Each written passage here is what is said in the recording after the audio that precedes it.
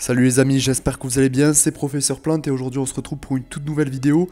Aujourd'hui on se retrouve au niveau des Hautes-Pyrénées, au niveau du col du Tourmalet, objectif Pic du Midi. Alors pour ce format avec Yann on vous a fait pas mal de plans, on vous a filmé certaines plantes, des paysages pour vous montrer la découverte des Pyrénées. Et puis surtout on voulait vous montrer quelque chose d'assez particulier, un ciel assez gris au loin. Donc il faut savoir que la France actuellement est touchée par des incendies, on est quand même sur la même planète, que ça soit à l'autre bout de France ou à l'autre bout du monde, les polluants viennent quand même jusqu'à chez nous.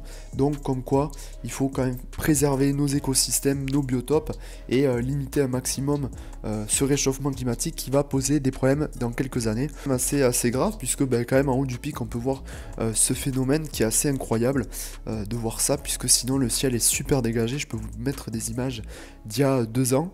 Et aussi pour un mois de juillet il y a vraiment plus de neige, tout ce qui était neige éternelle etc, il n'y a plus rien sur les sommets.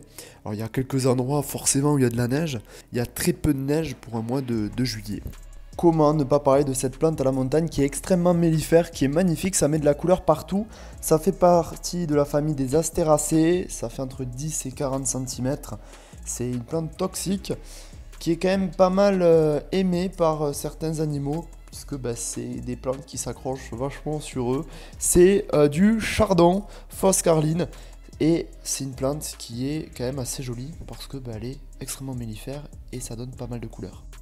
Des azalées qui poussent complètement sur les falaises. C'est quand même assez incroyable de voir ça. Ça permet d'être protégé pendant la floraison, puisqu'elles sont protégées du coup de la neige, à être comme ça sur les parois. Et surtout, ça rajoute quelque chose d'assez incroyable. Alors, j'ai pas pu vous les filmer parce que c'était carrément sur les hauteurs. Donc, avec le trépied, j'ai pas pu monter hyper haut.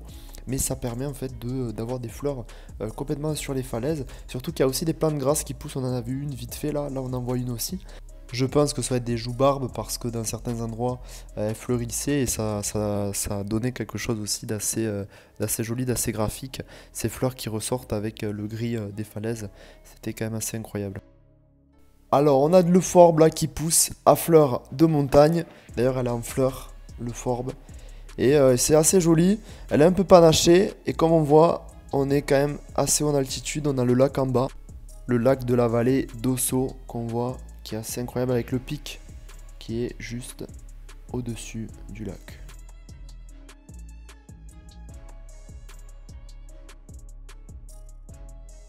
Donc là on se retrouve sur un tapis de Galium saxatile. Donc c'est une plante qui fleurit tout l'été, qui peut faire jusqu'à 1,50 m au niveau du tapis. Et juste là on est sur de l'érine des Pyrénées, Erinus alpinus. Alors il faut savoir que c'est une plante qui ressemble énormément à la campanule. Au début je pensais que c'était des campanules mais pas du tout. Et le Galium lui, il tapisse partout. Alors il y avait Guy de Maupassant qui avait dit que il avait fait un poème là-dessus. Alors j'essaierai de vous le retrouver. Et c'était justement par rapport à cette plante. Et donc là aussi on voit que ça pousse carrément sur les falaises. Donc c'est quand même assez incroyable de voir ça.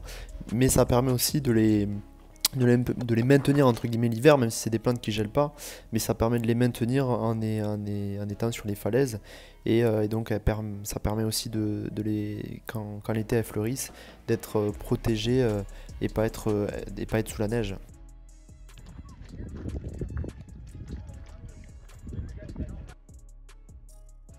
Une plante qui pousse entre 1100 et 3000 mètres d'altitude, Trifolium alpinum, trèfle alpin, qui est magnifique, qui est extrêmement mellifère et qui est très apprécié par certains petits animaux de la montagne. Comme on voit là, ça pousse tout le long en fait. Et donc toutes ces petites chèvres, toutes ces petites biquettes apprécient énormément d'avoir de la fraîcheur et en plus un peu d'alimentation.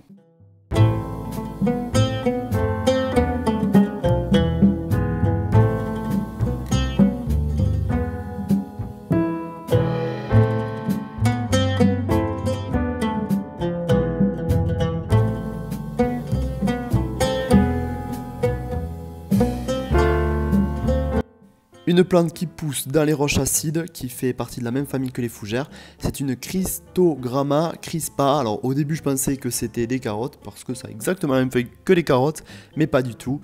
Et donc c'est une fougère en fait, qui pousse. Et il faut savoir que c'est une plante qui peut se développer quand même, et qui peut avoir une partie haute qui est quand même assez importante.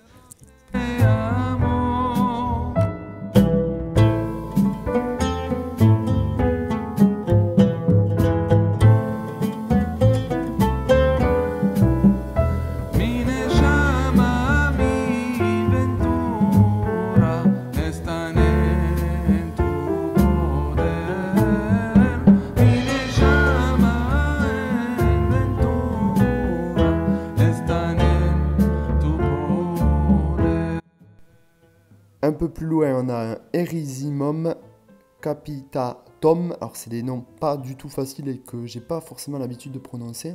Qui fait des fleurs jaunes. Et là, on a une hérine alpine qui tapisse. Donc comme on peut voir, ça peut être quand même assez grand. Hein. Ça peut vraiment tapisser des très très très longs chemins. Et c'est super joli. Et là, c'est extrêmement mellifère. Ça apporte énormément les abeilles.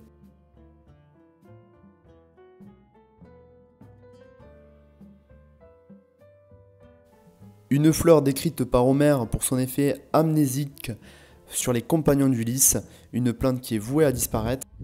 Le Lotus corniculatus ou lotier corniculé est une plante qui est très utilisée au niveau de l'agriculture pour nourrir le bétail notamment.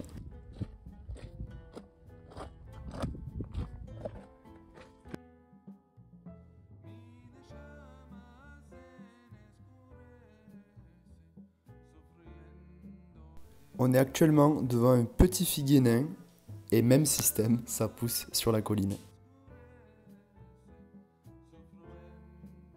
Et là, on est devant un océan de phlox, Phlox diffus, qui n'est pas du tout pareil que celui-là qu'on peut trouver en jardinerie.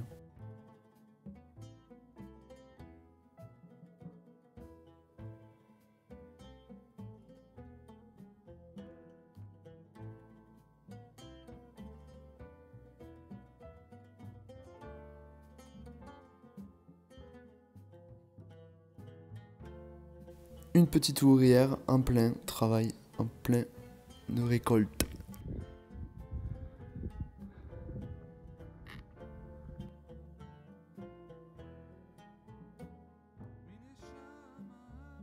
Ça y est, on est arrivé en haut du pic, 1840 mètres.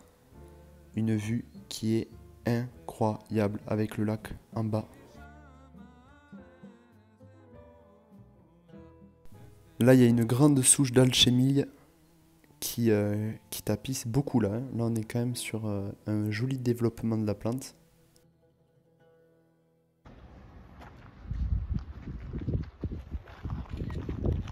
On est devant une campanule à feuillage de cochléaire. Et donc là, on a des œillets. C'est pas du tout les mêmes que ceux qu'on peut retrouver dans nos jardins.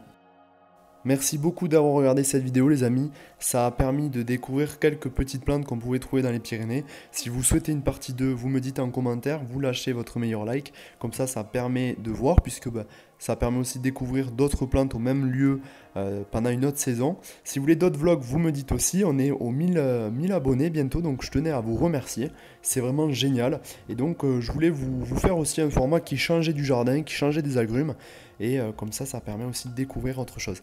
Merci beaucoup et puis je vous dis à la prochaine.